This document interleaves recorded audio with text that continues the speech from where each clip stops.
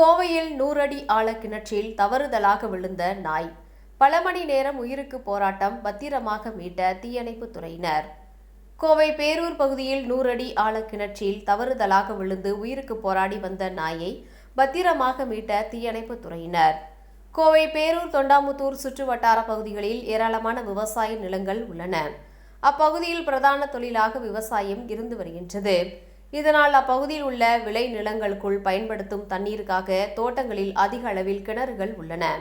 இந்நிலையில் பேரூர் அருகே உள்ள மாதம்பட்டி பகுதியில் உள்ள புவனேஸ்வரி என்பவரின் தோட்டத்தில் இருந்து சுமார் 100 அடி ஆழம் கொண்ட கிணற்றில் தவறுதலாக நாய் ஒன்று விழுந்து உயிருக்கு போராடி வந்தது.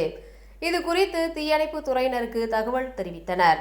அங்கு சென்ற தீயணைப்பு துறையினர் உயிருக்கு போராடி வந்த அந்த நாயை கிணற்றில் குதித்த தீயணைப்பு வீரர் அதனை கயிற்றில் கட்டி மீட்டனர்.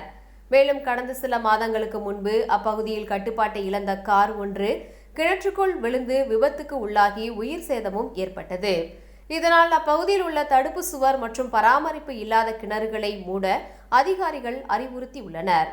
இந்நிலையில் 100 அடி ஆழ கிணற்றில் தவறுதலாக நாய் ஒன்று விழுந்து உயிருக்கு போராடி தீயணைப்பு துறையினர் மீட்ட சம்பவம் அப்பகுதியில் பேசும் பொருளாக உள்ளது குறிப்பிடத்தக்கது.